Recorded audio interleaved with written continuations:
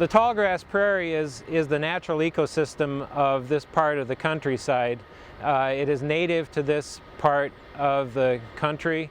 It is bounded on the east by the eastern forests and on the west by the shortgrass prairie. It was thought when the European settlers first got here that the soil was too poor to even grow any trees, but the truth of it was so rich and fire was so effective in keeping the trees down that the plants that were here built up the richest soil in the world. All that needed to be done was to cut through it and it would grow anything. One of the really nice aspects of tallgrass prairies is, unlike your lawn, you don't have to water this, you don't have to fertilize it. Your normal lawn will send down roots about 4 inches, and when it runs out of water in that 4 inches, it starts to dry up. A prairie will send down roots 10, 20 feet, and when it runs out of water in 10, 20 feet, then it starts to dry up, but it's never going to run out of water in 10 or 20 feet. So there's very low maintenance.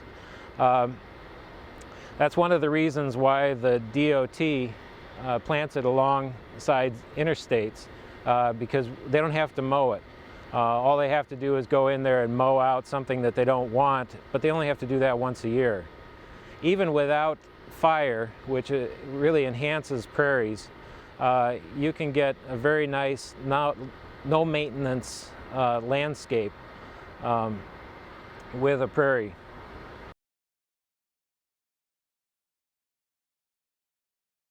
The tallgrass prairie has been planted into this area out behind the Hygienic Laboratory.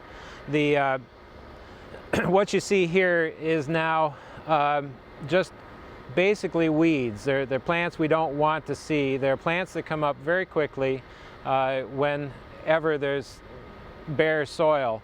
What you've got here is giant foxtail, ragweed, and that sort of thing.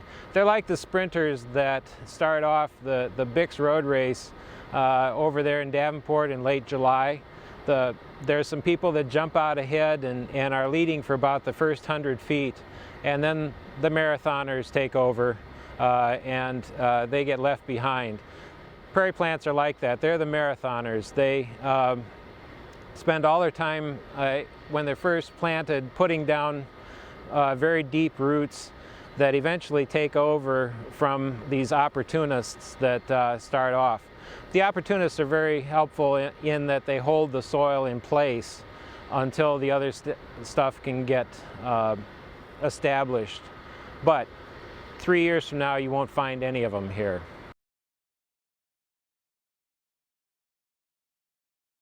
I think as the state's environmental lab, I think it's important for us to set an example and to use it as an educational tool.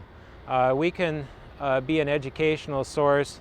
I hope to get everyone familiar enough with a prairie to know what it looks like, so that when you're driving down the interstate or along some of these country roads, you'll recognize a prairie just by looking at it. You should be able to recognize some of the plants even when you're going past them at 60 miles an hour and start naming them off. This is a work in progress right at the moment. It's typified by the stuff that comes up early. Be patient with it. It's going to look a little, as they say, weedy. But a weed is just a plant that's planted in the wrong spot. Eventually it's going to look more like a garden.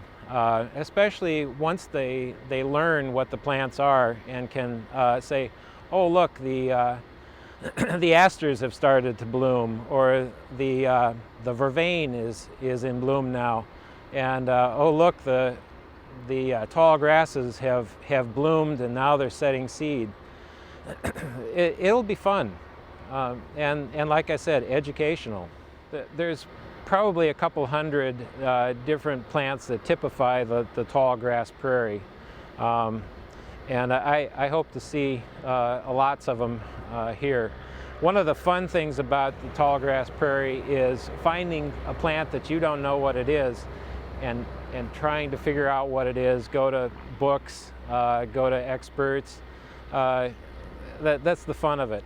There's plants here that I don't know what they are, planted in various locations around the laboratory. I'm going to have fun figuring out what they are.